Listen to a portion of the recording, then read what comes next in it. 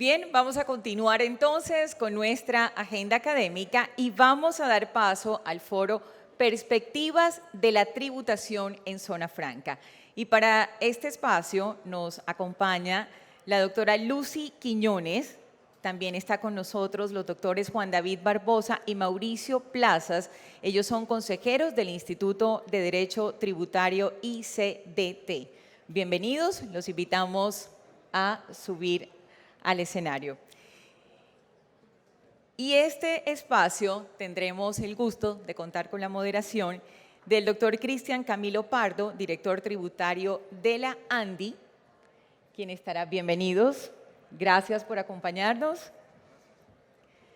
quien estará como moderador de este foro sobre perspectivas de la tributación en zonas francas. Gracias por acompañarnos en este segundo Congreso Integrado de Zonas Francas y Puertos.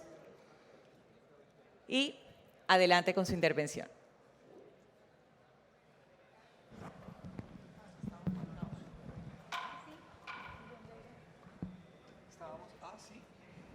No, pues cambiemos.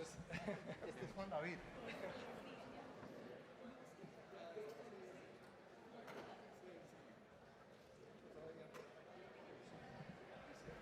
Sigue ahí, yo tengo este. Cada uno. Sí, cada uno tiene. Sí. Pero aquí hay dos, entonces. Entonces tú. Es el de los. Ya. Bueno, muy buenos días a todos. Muchas gracias. Nos corresponde conversar sobre las perspectivas de la tributación en zona franca. Quiero hacer un pequeño anuncio y es que el doctor Mauricio Plazas Vega tiene una agenda apretada y tiene que salir un poco antes, entonces vamos a cambiar un poquito la dinámica, pero les garantizo que vamos a abordar todos los temas. Para hablar del primer tema, quiero traer a colación dos asuntos muy interesantes. El primero de ellos es las dos últimas comisiones de expertos, me refiero a la Comisión de Tributario y a la Comisión del Gasto, han mencionado que los tratamientos preferenciales en materia de impuestos deben tener una razonabilidad económica y también deben tener una justificación jurídica y técnica. Ese, digamos, es el primer elemento. El segundo elemento es que en los últimos años hemos visto cómo algunas normas, muy desafortunadas de hecho, han tratado de cuestionar de cierta manera la viabilidad y la justificación, la razonabilidad que tienen algunos beneficios y tratamientos preferenciales en nuestro país. Para todos es evidente la norma de la ley de financiamiento, me estoy refiriendo puntualmente a ella, que afortunadamente ya quedó derogada. Hay algunas opiniones que seguramente el doctor Mauricio nos puede comentar ahora, pero está derogada y la idea es un poco hablar sobre precisamente esa razonabilidad de los tratamientos preferenciales en materia tributaria. Para eso quiero hacerles la primera pregunta con la cual empezamos, y es, ¿ustedes cómo encuentran la justificación y la razonabilidad de los tratamientos preferenciales que tienen hoy en día y que han tenido, por supuesto, las zonas francas en Colombia? Doctora Lucy. Muchas gracias, Camilo. El tema de los beneficios tributarios pues es de vieja data porque es la justicia de la no imposición o la justicia del trato diferencial, la justicia del merecimiento, de acuerdo con los méritos de cada uno, de tener unas normas distintas a la generalidad. Y entonces es una teoría que se ha formado en los últimos 30, 40 años y que ha sido atacada o revisada en los últimos años a raíz de la acción número 5 BEPS y de otras tesis que piensan que se erosiona la base tributaria y que quizá también se permite una cierta discriminación para quienes no están disfrutando de esos beneficios. Lo primero que hay que decir es, no, vámonos a la teoría, ¿por qué merece alguien un trato diferencial? Y se ha desarrollado esa teoría primero con la selección. Tiene tres fases: la selección, la tasación y la razonabilidad. Entonces, selecciono un grupo, un sector que merece un trato diferencial, bien por capacidad contributiva, que no es el caso, porque acá no estamos hablando de un beneficio que involucra, por ejemplo, renta de personas naturales con un beneficio del 25% general para todos sus ingresos. Ese tiene que ver con capacidad contributiva y mínimo vital. En cambio, el de zonas francas tiene que ver con beneficios contraprestacionales. Los hemos denominado así y la doctrina hace mucho que los denomina así, a los que tienen que ver con el nivel de inversión o con el nivel de empleo o con otra actividad que es más interesante para el bienestar de la sociedad que el recaudo que se percibiría. Y por eso la medición que nosotros hacemos hoy en día sobre el costo fiscal del beneficio tributario otorgado a zonas francas, para ya concretarnos a zonas francas, debe hacerse no solamente por el método del recaudo perdido, que era como lo hacíamos antes. Antes siempre decíamos, un beneficio tributario se calcula por lo que el fisco deja de percibir, que en este caso es el diferencial tarifario sobre una renta conocida, y luego lo bajamos a porcentaje del PIB y sabemos cuánto fue el recaudo perdido. Ese método no es exacto. Todos, pues los que trabajamos estos temas, lo que hemos dicho es el método costo-beneficio o el tema de ahorro de gasto público es un método más neutral, porque así como pierde el fisco algún recaudo, gana en crecimiento económico, gana en exportaciones, gana en muchas variables que se traducen en bienestar social, bienestar ciudadano, en infraestructura, en tecnologías, en mejoras y en todos los requisitos que ustedes cumplen a través del Plan Maestro y del acto de reconocimiento. Luego, en esos contraprestacionales, a diferencia de los primeros que son generales, siempre se respeta lo que el contribuyente hizo para merecer el beneficio. O sea, acá el hecho generador del beneficio no es la renta causada, sino el cumplimiento de unos requisitos que son la contraprestación para el beneficio. Y siempre la medición, cuando es más neutral entre el costo y el beneficio, nos da una solución o un diagnóstico más exacto para responderle a los críticos de los beneficios en general. Yo creo que con eso basta.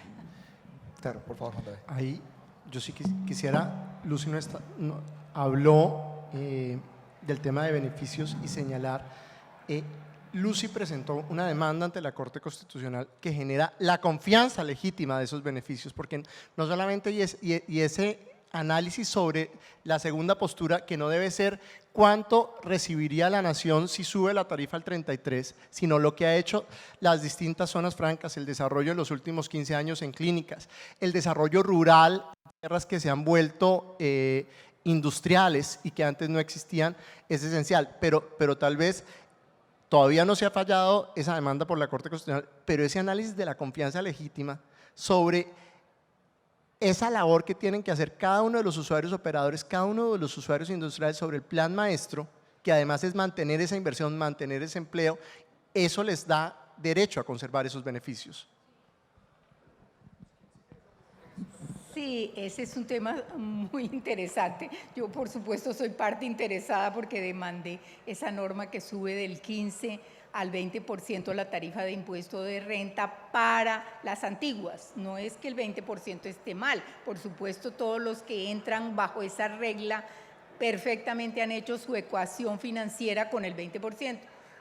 Yo discuto la constitucionalidad de una norma que retrotrae sus efectos a hechos ya pasados que no se pueden deconstruir, no se pueden ya disponer, ya está la construcción de la planta, ya está el puerto, ya está el negocio en marcha y tiene 14 años y le falta uno y tiene una expectativa de prórroga.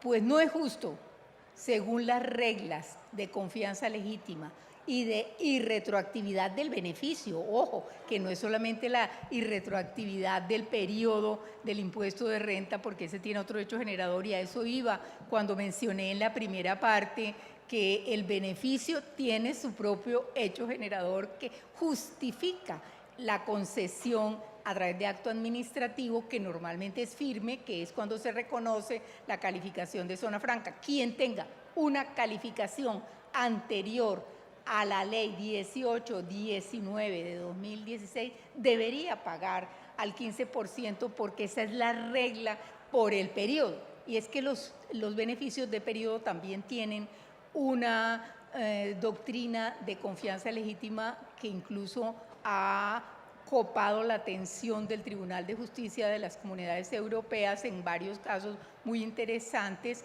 que han devuelto la competencia a los tribunales constitucionales de cada sector, como por ejemplo el alemán, en el caso Plantanol, y hay muchos casos más, para resolver eso. Si alguien hizo una inversión grandísima bajo la expectativa de que la tarifa era el 15 y su ecuación económica que le determina un precio y una utilidad le sirvió para atraer inversionistas, no le pueden cambiar las reglas del juego a esa persona porque tiene una situación consolidada. La situación consolidada es oponible a la irretroactividad, mientras que la confianza legítima es oponible a medidas de transición que dan tiempo y modo y lugar para ajustarse a las nuevas medidas. Son dos esquemas distintos. Acá pues no voy a tener tiempo de explicar la razonabilidad de cada uno, pero la Corte Constitucional ya ha dicho en una demanda muy reciente, una sentencia C-083 del año 2018 respecto de las viviendas de interés social, que se respeta la confianza legítima, incluso de personas que han comprado el terreno y todavía no habían construido las viviendas de interés social cuando la ley cambió. ¿Por qué? Porque acá lo que importa son los hechos materiales de inversión. Con más razón si ya hay un acto administrativo aprobatorio de la calificación de zonas francas. Entonces, pues yo tengo mucha confianza en que esas doctrinas que se basan un poco en el derecho civil y en los principios generales del derecho prosperen y que no se consideren solamente los recaudos y la cosa política. Esperamos que esa demanda tenga toda la virtud de prosperar y que llegue a buen término. Para avanzar en el segundo tema, diría yo el tema de moda entre los tributaristas que estamos más cercanos a los temas de zonas francas, es los cambios que tuvo la base gravable del IVA en las importaciones que se hacen por productos terminados del exterior o producidos en zona franca que tienen componente nacional exportado. Como ustedes bien saben, digamos que esa norma fue muy accidentada durante el proceso legislativo, pero además creo que durante la interpretación o el proceso posterior, que ha sido el de los abogados tributaristas tratando de entender esa norma, se han presentado múltiples interpretaciones de todo tipo, la verdad. Queríamos un poco consultar con el doctor Mauricio Plazas, que es un experto en temas de IVA, cómo, digamos, un poco aterrizar cómo fue este cambio primero para que todos estemos contextualizados, pero además también entender si efectivamente ahí se logró una neutralidad, que era un poco la finalidad que se buscaba con este tipo de normas y por supuesto su opinión sobre el cambio. Bueno, muchas gracias, buenos días para todos. Yo quisiera tocar dos temas muy puntualmente. El primero es que hay necesidad tanto para quienes interpretamos las normas como para quienes hacen las normas legales o reglamentarias. Hay necesidad de tener claro que no es lo mismo la concepción de la exportación desde el punto de vista aduanero que la concepción de la exportación desde el punto de vista del IVA. En el IVA, la razón de ser del régimen de exportación es el principio de imposición en el país de destino, fruto del cual los bienes que salen de un circuito económico y llegan a otro circuito económico deben llegar sin impuestos a ese circuito económico para que el IVA que se genere sea en ese circuito económico destinatario, no en el circuito económico de origen. Esa es la razón. Es decir, no más que el hecho de que formalmente sea una exportación, lo que interesa de modo fundamental es que los bienes salgan del circuito económico. Ahora, el punto ese que les estoy comentando en materia de IVA cuando se trata de zonas francas que están de por medio, proveedores de bienes hacia zonas francas, más o menos viene siendo concebido por la ley colombiana de tiempo atrás, con la idea de que las ventas de los bienes desde el territorio aduanero nacional a la zona franca se consideren exentas. Y se consideran exentas con el objeto justamente de que los usuarios industriales de bienes o de servicios de las zonas francas no tengan que recibir, no tengan que sufragar un IVA al proveedor, sino que sencillamente no tengan que pagar el IVA. El proveedor es el exento, él pedirá sus devoluciones, en fin, y el usuario de la zona franca simplemente cuando exporte, también por salir el producto correspondiente del circuito económico nacional a otro circuito económico, tendrá derecho a descontar los IVAs que les han cobrado por los conceptos, por ejemplo, servicios. Entonces, ese es un punto en el que me parece que la legislación debería ser avisorada con un poquito más de detenimiento, porque si hemos dicho que son exentas las ventas de bienes para los usuarios industriales de bienes y servicios de las zonas francas con ese objetivo, pues ¿por qué no hacerlo extensivo también a los servicios? O sea, ¿por qué dejarlo solamente para los bienes? Si la idea es no haya tributo alguno que pague el usuario industrial de bienes y servicios en las zonas francas por los bienes, pues no debería haberlo tampoco sobre los servicios, porque eso simplemente es un tema de eficiencia en la cuestión tributaria. Eso es como una iniciativa que… El otro punto es el del cambio que hay en la ley de financiamiento. A mí sí me parece que fue un cambio afortunado. Yo creo que, según justamente lo que les acabo de expresar, no tenía ningún sentido que el hecho de que lleguen unas materias primas provenientes del territorio aduanero nacional a la zona franca como exportación, cuando se importe el producto terminado, se restara el valor, el costo de esos componentes para liquidar el IVA en las importaciones. Y no tenía sentido, ¿por qué? Pues porque es que cuando salen los productos, las materias primas o los componentes de origen nacional del territorio aduanero nacional a la zona franca, el proveedor de esos bienes realiza venta exenta y la venta exenta tiene tarifa cero y tiene derecho a devoluciones, entonces llegan a zona franca sin impuestos. Cuando entran al territorio nacional por la vía de la importación, pues no tiene sentido que se reduzca la base gravable en el monto de ese componente nacional que no fue sujeto a impuestos justamente porque fue una venta exenta. Y por eso, como quedó en el artículo 459 en el actual texto, que precisa que deben quedar… Simplemente se les aplica la regla de la base gravable prevista en el inciso primero de la norma, es decir, el mismo valor sobre el cual se liquidan los derechos de aduana más esos derechos de aduana, es lo correcto.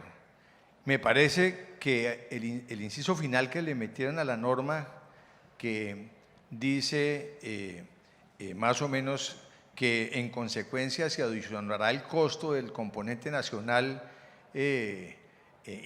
incluido en la producción de esos bienes, era completamente innecesario, porque bastaba simplemente con disponer que la base gravable en las importaciones de bienes que vengan de zona franca será la misma prevista en el inciso primero de este artículo, punto.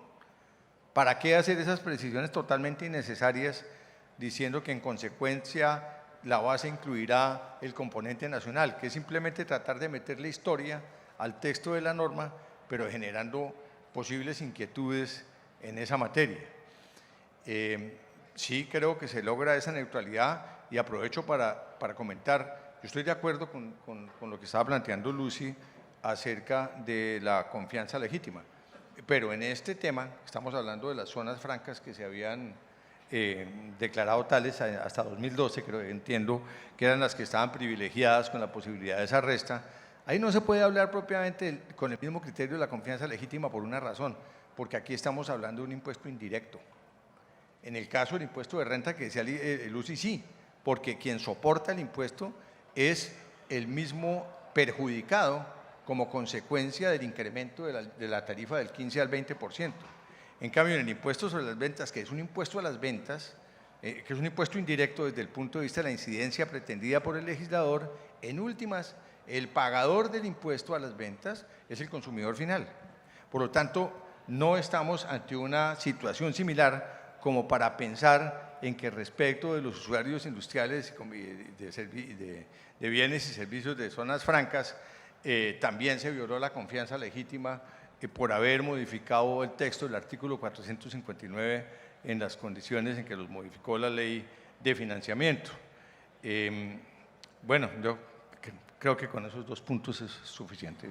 Sí, señor, muchas gracias. Juan David, yo sé que tienes un par de comentarios en relación con esta pregunta. Me gustaría que, por supuesto, lo pudieras exponer, sobre todo el tema de también toda la planeación que han hecho las compañías con determinado. Yo sé que, digamos, desde el punto de vista teórico y estricto no se puede hablar de un rompimiento de la confianza legítima, pero sí, digamos, desde el punto de vista práctico, cómo afectaría esto a las compañías y, por supuesto, tu opinión sobre este cambio también en IVA.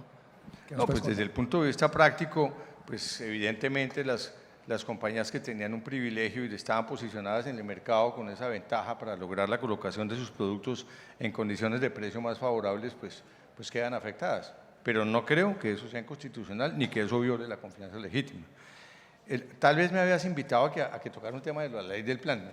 Sí, también. Es que, solamente para una observación, ese artículo pavoroso por allá del artículo 110 de la ley de financiamiento, el artículo ese que decía que había una multiauditoría con un joint venture entre la Contraloría y la Superintendencia de Industria y Comercio y la DIAN para mirar las zonas francas y finalmente decir quién sigue y quién no sigue, no, ni entendía uno bien eso.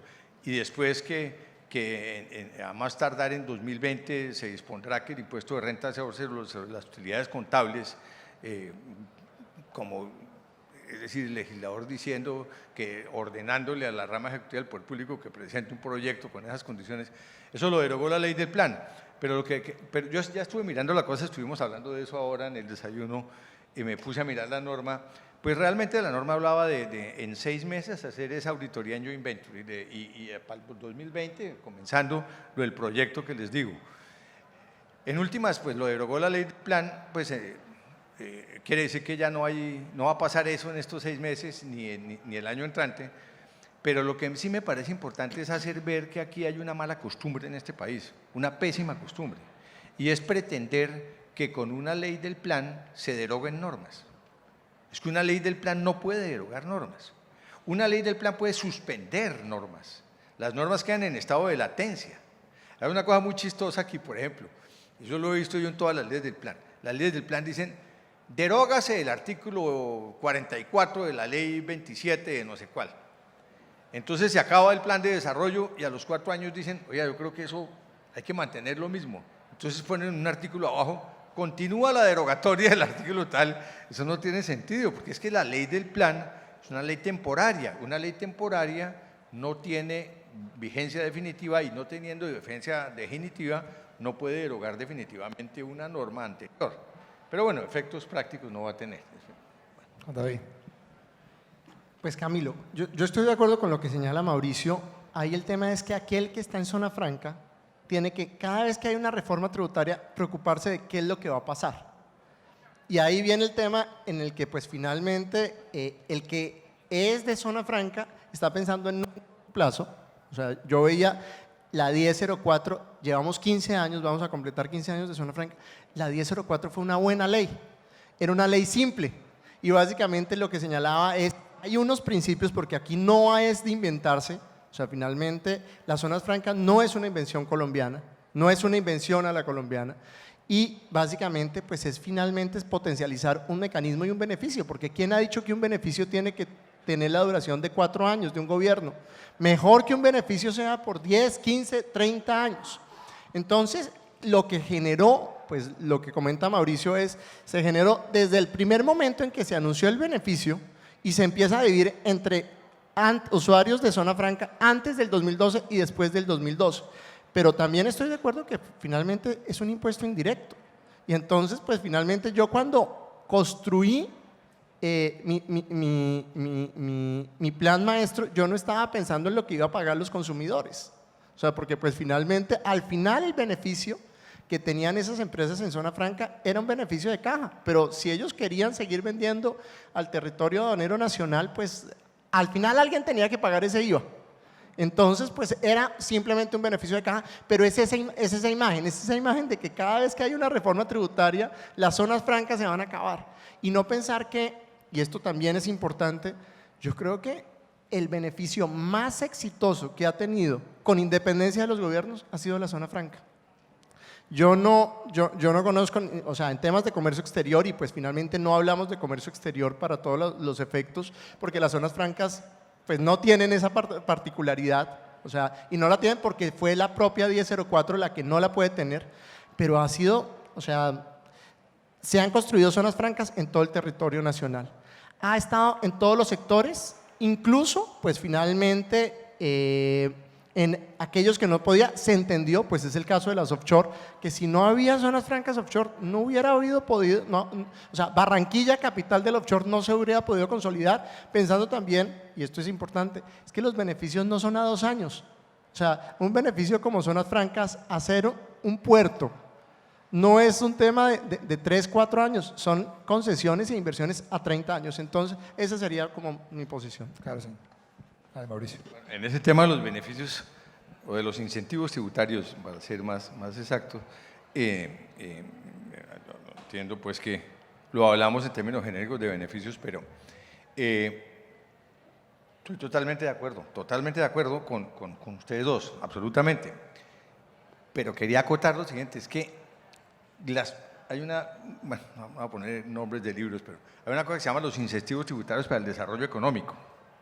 Es que un incentivo tributario no necesariamente es un gasto tributario, porque un incentivo tributario tiene normalmente un efecto multiplicador en la recaudación de los tributos, porque al concederle un beneficio tributario o un incentivo tributario, por ejemplo, a una zona franca, que además es una cosa simplemente de subsistencia, porque los países en el mundo les conceden incentivos tributarios a las zonas francas, y los países pares les conceden incentivos tributarios a las zonas francas, pero cuando se le concede a esa zona franca, pues esa zona franca va a crecer, los usuarios van a crecer, van a demandar bienes, van a demandar servicios, van a mover la economía, y cuando la economía mueve, cuando la economía se crece, cuando el Producto Interno Bruto se crece, pues los recaudos crecen. Ese es el efecto multiplicador de los incentivos tributarios. Lo que es absurdo es el incentivo tributario que no tenga efecto multiplicador. Pero si tiene efecto multiplicador, eso es clarísimo, clarísimo. Ese punto quería comentar. Lucy, no sé si tienes algún tipo de comentario adicional. Sí. Es que el tema de los incentivos tributarios yo creo que ha sido macartizado, por utilizar una palabra de la Segunda Guerra Mundial, diciendo que son privilegios. Incluso hay muchos economistas muy reputados en este país que hablan de privilegios y gabelas siempre que hablan de zonas francas.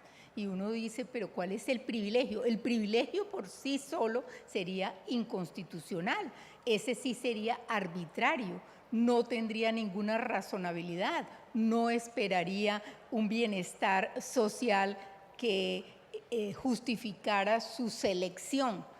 Ahora, otro tema es la dosimetría o la tasación.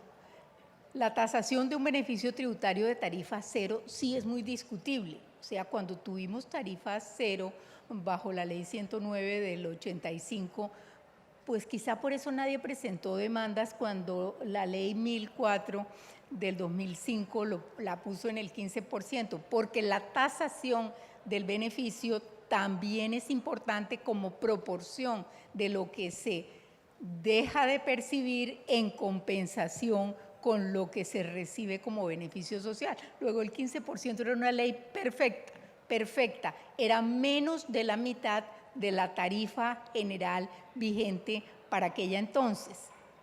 Ahora cada vez con el 20% se va acercando más a la tarifa general y ya el 20%, como lo dice Martín Gustavo Ibarra, es la misma tarifa parecida pues a la de Estados Unidos, que es del 21% para todo el país. Luego, no parece hoy muy significativa la tarifa del 20, la del 15 era perfecta, la mitad o algo menos que la de ese momento era el 33 y hasta el 35 con la sobretasa. Así es, ahí se puede ver, digamos, un poco con esa tarifa del 15%, esa razonabilidad y el punto, digamos, medio en donde casi que no admite cuestionamiento. De acuerdo. ¿Tenías un comentario? Sí, por favor. No, solo comentar que además de lo que contaba Lucy, que totalmente de acuerdo también, es que en 2005, es que además nos tocó grabar, hubo necesidad de grabar a las zonas francas para cumplir la OMC, ¿no? Sí. Eso es cosa que nos podría comentar. De acuerdo, y básicamente… Moderador, por favor. Ahí lo interesante es cómo conservar el beneficio. El beneficio y la gran ventaja, yo creo que por eso ha habido más de 1000 usuarios de Zona Franca. El desarrollo del beneficio ha sido la flexibilidad que tiene ese beneficio. O sea, volviendo a algo que decía Mauricio, nosotros en el IBFD hacíamos una investigación de cuándo se le cobraba IVA por los servicios prestados a Zona Franca por prestadores de servicios en el territorio aduanero nacional, y preguntábamos Costa Rica, Perú, por todas partes, y nos decía, ¿y por qué voy a discriminar entre bienes y servicios? O sea, ¿por qué voy a distinguir? ¿Por qué aquel que básicamente, y esto no es menor, le va a prestar un servicio desde el exterior o le va a vender un bien desde el exterior, porque va a ser tratado finalmente de una forma diferente si yo le presto un bien desde Colombia o le presto un servicio desde Colombia? Y esto no es menor, ¿por qué? Porque dentro de los TLCs, perfectamente, y lo decía Camilo, pues yo puedo, los TLC son en doble vía, pues me voy entonces a Estados Unidos, que tiene más de 500 zonas francas empresariales, y desde una zona franca, como dice Lucy, con una tarifa del 20%, puedo vender con 0% de arancel a Colombia. Entonces, finalmente el tema no es un tema de zonas francas a la colombiana o debemos de acabar las zonas francas. No, pues básicamente en este momento Perú le tiene envidia a las zonas francas colombianas. Ecuador ha buscado cómo implementarlas. Estados Unidos no hace más que incentivar, pues finalmente, y esa es la pugna, pues atraer inversión, y la forma de atraer inversión es a través de beneficios. De acuerdo. Digamos que una segunda sesión de este conversatorio está orientada a precisamente reflexionar sobre la forma como en el legislativo especialmente se hacen estas leyes con tanta dinamismo y vertiginosidad que muchas veces no les queda la posibilidad de tener los elementos técnicos que aquí estamos expresando para poder tener, digamos, esa solución o esas leyes que tengan en consideración no solamente lo que han invertido y todos los esfuerzos que han hecho las zonas francas, sino también todo el rigor que debe existir para que estas leyes tengan o pasen un test de constitucionalidad. En ese sentido, queríamos ya abordar y entrar para saber cuáles son los desafíos que pueden llegar a tener no solamente, digamos, el sector. Mauricio, muchas gracias. Que estés muy bien.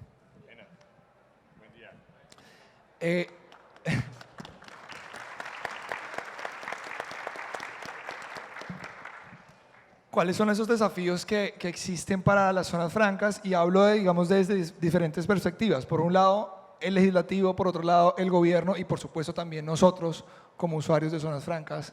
Y aquí, digamos, les cedo la palabra a ustedes para ver qué opinión tienen al respecto. Bueno, el primer reto, y yo intervine, yo creo que Lucy va a ganar esa demanda, va a ser…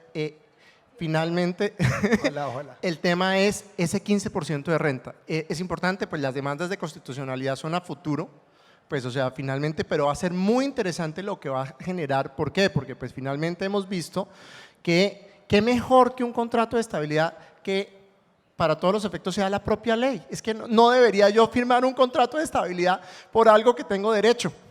Entonces, ese va a ser un primer reto. Segundo, el tema de las prórrogas. Y el tema de las prórrogas, yo creo que finalmente eso es lo que genera, bajo ese contexto del 15%, es una labor de comunicación. Y una labor de comunicación, y aquí señalo, yo ahí tampoco soy imparcial, el GRI, el Global Reporting Initiative, básicamente tiene una línea y va a publicar una línea que son aquellos que tienen beneficios tributarios. Transparencia en qué estoy haciendo con ese beneficio tributario. ¿Por qué? Porque pues una de las discusiones y la acción BEP 5 es básicamente eso a quién enriquece, o eso básicamente las zonas francas era que usted tenía un terreno de vacas y ahora lo tienes bodegas y se enriqueció. No, para haber logrado eso, no solamente tuvo que hacer un esfuerzo económico, sino todo un desarrollo que si uno lo pone y pone la transparencia que está, y por eso pues cito el tema de comunicar que ese beneficio se está dando, se tiene acceso, pero con transparencia, ¿qué se está haciendo con ese beneficio? Y por eso cito el tema, y eso no es a nivel de Colombia, el GRI es a nivel mundial, está incentivando que aquellas empresas que tienen, y que las empresas digan cuánto, las grandes empresas, cuánto pagan en impuestos, qué están haciendo con sus impuestos, transparencia, y eso creo que se exige más en aquellos que reciben beneficios para algo que decía Mauricio y Lucy, que es esa leyenda negra de que yo por qué pude ser zona franca y ustedes no. Tercero, pues creo que nuevamente, y vuelvo al tema de las prórrogas tienen el reto del 8% de innovación, y ahí el reto va a ser inmenso. ¿Por qué? Porque para todos los efectos tenemos que ser coherentes en la tributación a futuro de esas zonas francas. Ya con una demanda de la Corte Constitucional el reto va a ser muy alto, y pues finalmente el esfuerzo, y eso va a deparar, pues algunas serán y querrán continuar con las prórrogas, otras se van a ver en el reto de renunciar al régimen, y eso pasa en todos los beneficios. Habrá unas, yo creo que muchas van a continuar, otras van a decir, mire, yo hice mi ecuación económica, no puedo hacer esa inversión para tener acceso a la prórroga, y pues finalmente el 15 o el 20% pues finalmente me implica ya renunciar. El reto va a ser aquellas empresas que renuncian al régimen de zona franca no deberían, y esto está claro, no deberían de pagar arancel e IVA por la totalidad, porque pues finalmente no hay una clasificación arancelaria que diga edificios. O sea, los edificios no tienen arancel. Entonces, y viene un tema de cómo y considerar, y ese es un reto, que los impuestos son de periodo. Entonces, finalmente, ¿cuándo me salgo de zona franca? O sea, ¿el 1 de enero o el 31 de diciembre? Porque ese no va a ser un tema menor. Y finalmente, diría, el reto también es seguir atrayendo, porque es que todavía hay mucho espacio en zona franca. Y el reto es, lo hablábamos con Lucy, coherencia en el legislador. Miren, lo que pasó con el tema de la industria del cannabis, que la flor, que es la flor sí, que la flor no se sale, o sea, todas esas discusiones desgastan el régimen. Eso sería básicamente los 5 puntos que diría Camilo. Juan David, habíamos hablado un tema y era, estás haciendo un ejercicio de revisar, digamos, en derecho comparado cómo funcionan las otras zonas francas o instrumentos muy similares que de pronto no tienen el mismo nombre, pero que son básicamente equivalentes. Y creo que de ahí había la posibilidad de rescatar algunos temas. Ya has hablado de uno que es el tema de los servicios. No tiene ningún sentido desde el punto de vista, digamos, de razonabilidad de este tipo de instrumento excluir los servicios, pero no sé si de pronto y de golpe pueden existir otros elementos que nos puedan servir, traer para acá para reflexionar y darle esa apertura y un mayor impulso a este tipo de mecanismos. Pero Lucy quería… Sí, es que quería ratificar en algún caso y comentar en otro lo que ha dicho precisamente Juan David sobre contratos de estabilidad, porque ese artículo del artículo 101 de la ley 1819 excluye de la tarifa del 20% a quienes tienen contratos de estabilidad, y los que tienen contratos de estabilidad siendo zonas francas y que elevaron la ley 1004 de 2005 a su contrato de estabilidad son solo 2. 12 zonas francas tienen contratos de estabilidad, pero no tienen estabilizado la 1004, que es la de la tarifa del 15%. Solo 2 zonas francas lo tienen, según datos del Ministerio de Comercio, Industria y Turismo. Eso como por decir el contexto, pero jurídicamente, ¿qué pasa? Pues un contrato de estabilidad no es necesario, y en eso coincido absolutamente con lo dicho por Juan David, no es necesario cuando ya tienes un acto administrativo. Algo muy raro pasa en el derecho en Colombia que pervierte los propios actos de la administración. Figúrense que ustedes tienen un acto de reconocimiento de zona franca. ¿Y qué es eso? ¿Cuál es el contenido de la zona franca? Pues un régimen especial que es tributario en el momento en que accedieron a ese régimen por haber cumplido los requisitos, con la tarifa del 15% para renta y con ciertas condiciones tanto en aranceles como en IVA. Eso ya lo congelaron. ¿Cómo se llama ese tema en derecho administrativo? Situación jurídica consolidada, porque un acto administrativo particular y concreto no se puede revocar si no media el consentimiento del interesado. Entonces, si yo ya tengo ese acto administrativo firme, inmodificable, tanto para mí como para la administración, ¿por qué quiero pagar el 1% más de prima de un contrato de estabilidad? Me parece a mí redundante. Un contrato de estabilidad para una zona franca es redundante.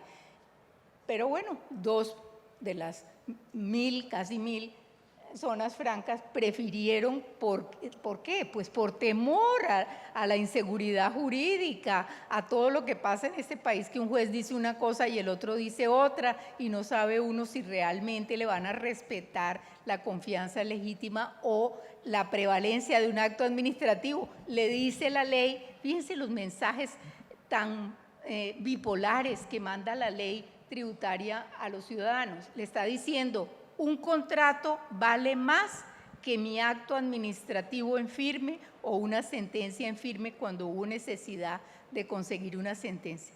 Fíjense ustedes, qué cosa tan absurda, ¿eso dónde pasa? Pues aquí, porque a nadie se le ocurre eso. Yo con mi acto administrativo que me dice 15 años o 30 años, debería estar tranquilísimo en cualquier lugar del mundo. Con ese acto administrativo basta. Pues aquí que los contratos de estabilidad. Y alguien, incluso fuego amigo, algún colega, escribió algún día diciendo, no, es que los contratos de estabilidad son los únicos que merecen el beneficio porque hay que respetar los contratos, son ley para las partes. No, pero claro, mejor todavía si tienes un contrato de estabilidad y pagaste el 1%. Es como quien compra un seguro de vida. Eso no quiere decir que los demás que no tenemos seguro de vida nos deben matar. No, no, no. El que tiene un seguro de vida, tanto mejor le queda la indemnización. Creo yo que el ejemplo que se me acaba de ocurrir es perfecto, ¿o no? Entonces, tanto mejor le queda una indemnización a los hijos y a la viuda, porque ese es un tema contractual. El que tiene un contrato de estabilidad tiene derecho a un resarcimiento por incumplimiento, es otro tema contractual. Porque me incumplen, tengo una indemnización. En cambio, si me incumplen un acto administrativo, quien me responde es el Estado por ir contra una situación consolidada, contra un derecho ya adquirido, contra que derecho adquirido sí se puede decir en derecho público. Hay alguna sentencia que dice que no se puede decir derecho adquirido y uno dice, pero ¿de dónde sacan? ¿De dónde sacan? Claro, hay derechos adquiridos y hay situaciones consolidadas, son dos cosas, pero también las hay en derecho administrativo. Todo eso se ha vuelto un enredo. Cuando es tan sencillo, podríamos seguir insistiendo en que el acto administrativo tiene la majestad y la intangibilidad de haber sido proferido por autoridad competente a la vista de unos requisitos que se aprueban. Punto. Bueno, entonces eso respecto de contratos de estabilidad. Lo segundo que dijiste tiene que ver con prórrogas. Entonces uno estudió ya hace 1000 años, pero no ha cambiado el derecho tanto desde mi época, y es lo que tiene que ver con las prórrogas. ¿Qué son las prórrogas? Las prórrogas son ampliación del plazo original. Normalmente no más que el plazo. No hay novación del contrato o del acto administrativo porque no se revisan todas las condiciones. Normalmente las condiciones, y lo vemos con los contratos de arriendo y con todos los que son de tracto sucesivo y que tienen un plazo original, son contratos que llamamos modales porque están sujetos a un plazo o a una condición. Entonces se cumple el plazo, yo tengo que pedir una prórroga. Por tanto, ¿cuánto obtuve en el plazo original? Otros 15 años, otros 30 años. Así que endurecen los requisitos. Vamos a negociar si se pueden endurecer o no. Y hay algunos temas que uno diría hasta son lógicos, que tenga más tecnología, porque por el lado de la transparencia y por el lado de las voces internacionales en un mundo globalizado nos están diciendo que las zonas francas deben mostrar también resultados en sostenibilidad, en tecnología, en modernización, en protección de los trabajadores, en muchas cosas. Entonces puede ser que endurezcan algunos razonables, pero que se vuelva otro contrato y otro tipo de condiciones, entonces ya no es una prórroga, ya sería una novación completamente del contrato. Entonces, también hay que tenerlo como claro los temas jurídicos que son los que nos convidaron aquí a explicar. Eso es el tema de prórroga. Y creo que un tema que no mencionaste, pero que vale la pena decir antes de que se nos acabe el tiempo, son otros requisitos adicionales o desincentivos. Esos ya no son beneficios, sino maleficios para las zonas francas. Hay unos 2 o 3 maleficios para las zonas francas. Uno del artículo 120 y otro del artículo 143 del Estatuto Tributario, porque en el 120 le prohíben a los del territorio aduanero nacional, conversación que teníamos acá todos los panelistas y nuestro moderador, le prohíben deducir las regalías de intangibles a las zonas francas y a entidades vinculadas. Eso es un desestímulo, porque si por otro lado yo quiero que las zonas francas sean fuertes en tecnología y que se modernicen y que hagan desarrollos tecnológicos, pero si alguien me paga por ese desarrollo tecnológico, esa persona va a tener que rechazarse las regalías. ¿No les parece un maleficio? Un maleficio al ingenio, al talento, a la productividad en las zonas francas. Y por otro lado, el 143 del Estatuto Tributario prohíbe la amortización de los intangibles en zonas francas y también adquiridos de vinculados económicos pese a los precios de transferencia. Eso sí ya es, como dice por allí, la tapa de la olla, la tapa, porque el régimen de zonas francas, el régimen de cláusulas antiabuso, el régimen de sanciones incluso penales para quienes hagan fraude a la ley o para quienes trasladen sin precios de competencia, ya tiene sus propias sanciones y su propia autonomía. Si además lo sanciono con que no puede amortizar ese intangible que formó, en realidad es otro maleficio, porque a nadie le va a interesar hacer ese desarrollo si no puede con él amortizarlo, ni tampoco puede replicarlo. En fin, eso es todo. Y ahí, siguiendo lo que comentaba Lucy, en el estudio cogimos 25 países. O sea, la Unión Europea aumentaría, pero se cogieron 25 países a analizar la carga tributaria. Va a salir publicado ahorita el próximo semestre.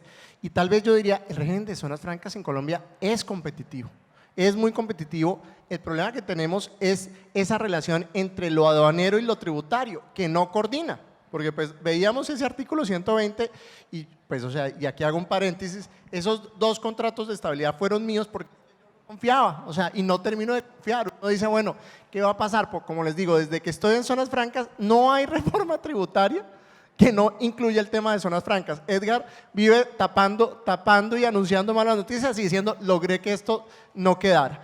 Pero finalmente el tema ahora es ese artículo 120. Si yo voy a hacer un 8% de innovación, pues finalmente, primero yo creo que la innovación no es por decreto, pero bueno, si voy a hacer un 8% de innovación, pues sí debo de tener reglas claras en cuál va a ser la tributación.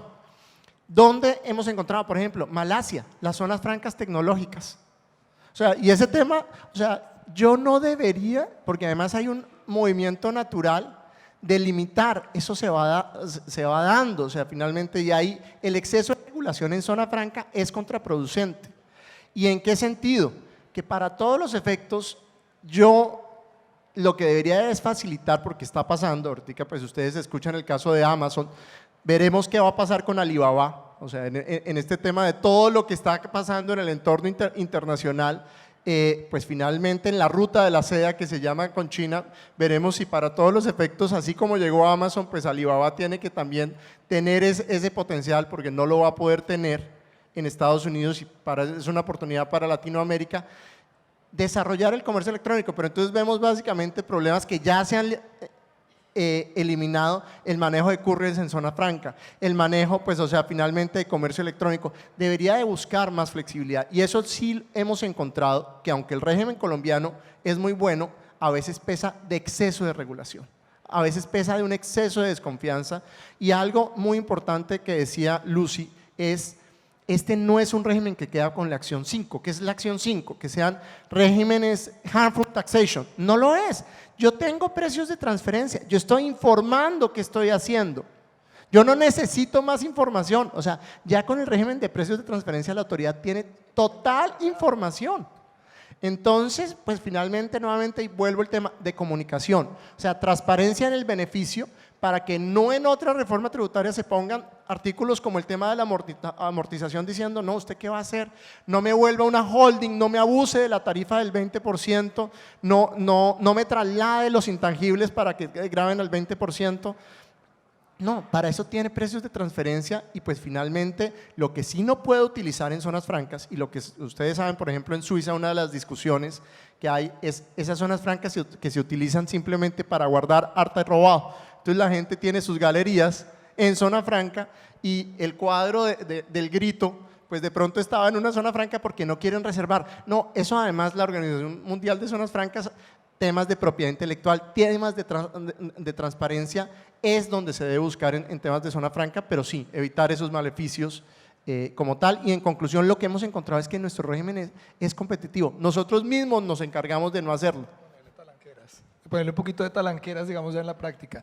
Sí, con el fin de poder cumplir con el tiempo que nos encomendaron, yo creo que aquí hay un comentario final para cerrar, y es que todas las discusiones que se lleguen a dar, bien sea en el legislativo o también con el gobierno, digamos en la parte regulatoria, pues se deben dar con una altura y con una rigurosidad técnica y de confianza legítima muy importante, para que no se esté hablando desde el prejuicio, no se está hablando desde el temor.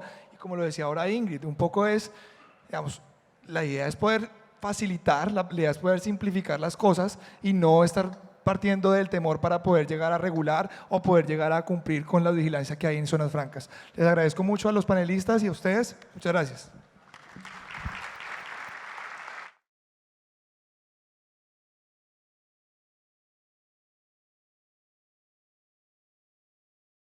Muchísimas gracias a ustedes. Le damos las gracias a Lucy Quiñones, a Juan David Barbosa, Mauricio Plazas, consejeros del Instituto de Derecho Tributario. Gracias, Cristian Camilo Pardo, director tributario de la ANDI, por compartirnos esta información tan importante. Bien, vamos a hacer una breve pausa. Los organizadores del evento los invitan a tomar un refrigerio aquí en el espacio de la muestra comercial, y estaremos regresando a las 11:05. Les pedimos a todos ustedes colaboración para regresar a esa hora al salón, ya que tenemos una agenda bastante ajustada en tiempo, y recuerden que después del almuerzo ya tendremos la instalación oficial del Congreso.